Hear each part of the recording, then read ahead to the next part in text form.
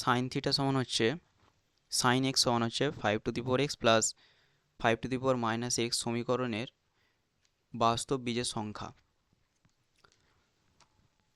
তো প্রথমে আমাকে 5^x প্লাস 5^-x, তো এটা মানে কত, এটাকে আমাকে দেখতে হবে।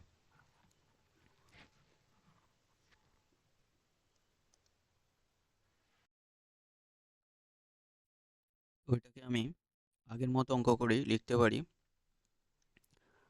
√5 ইন্টু 2x প্লাস √5^-2x।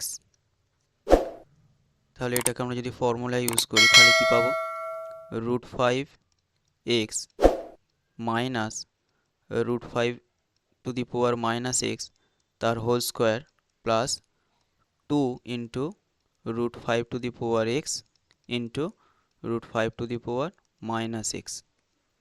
তাহলে এটা আমরা লিখতে পারি কি √5^x মাইনাস √5^-x তার হোল স্কোয়ার ইন্টু 2।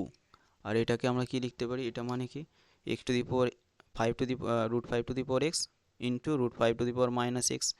সুতরাং আমরা এখানটাকে কি বলতে পারি, √5^x ইন্টু √5^-x। তাহলে সূচক নিয়ম অনুসারে x সূচকগুলো উপরে যোগ হয়ে যাবে, তাহলে এটা হবে √5^0। তাহলে √5^0 মানে 1, তাহলে এটার মান হচ্ছে 1।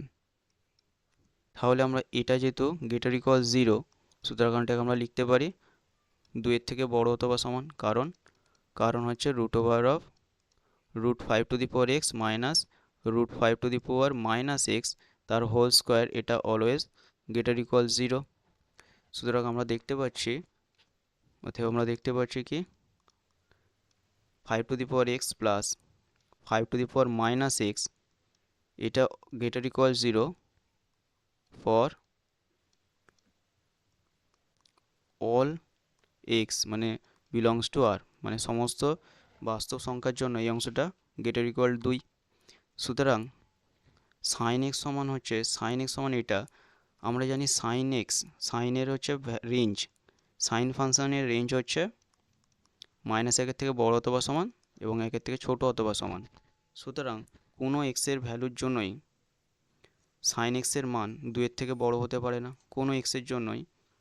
তাহলে আমি বলতে পারি কি কোনো এক্সের জন্য,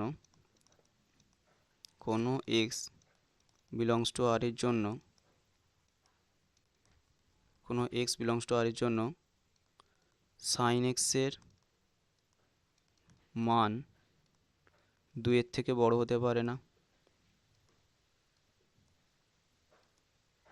বড়